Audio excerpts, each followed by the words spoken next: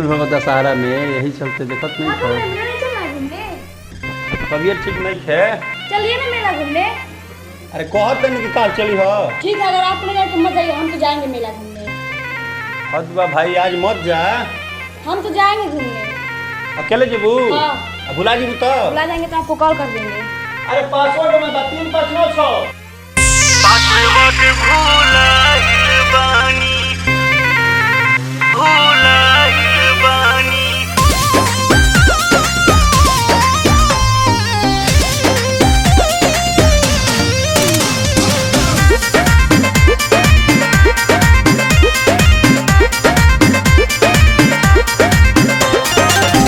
काहे खाती मेला घूमे आईनी ए माई, राजा जी के कहल हम ना कोईनी ए माई। केने बड़ुए बनल घबराइल बानी, लजाइल बानी। सैया के मोबाइल लेके आइल बानी, पासवर्ड भुलाइल बानी।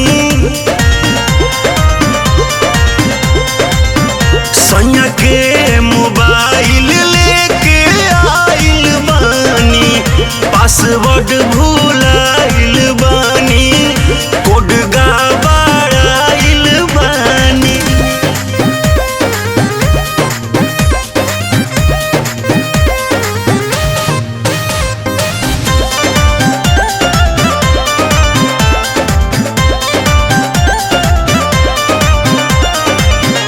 कैसे घर फोन करी, राजा जी के नाम धरी। इहे सोच आवता रोआइनुए माँ, गहना पहन के आइल बानी, एही से डराइल बानी। सासु दी है बाऊ रे सुना,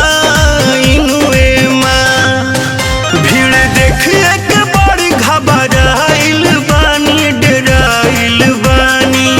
सैया के मोबाइल लेके आइल बानी, पासवर्ड भुलाइल बानी।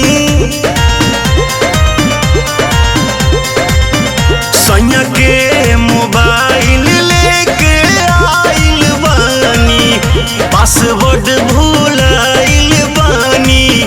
कोड गड़बड़ाइल बानी।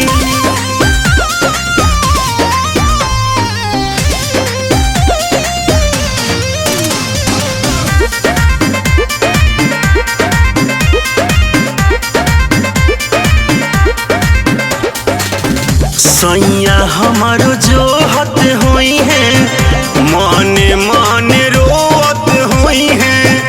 गमछी से पोछत होई है लोरनुए माँ,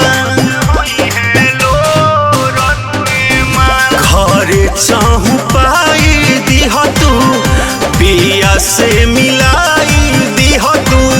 मांग लिहती माफी हथवा जो राकेश अरुण बिहारी आऊं जाइल बानी, छुपाइल बानी। सैया के मोबाइल लेके आइल बानी, पासवर्ड भुलाइल बानी।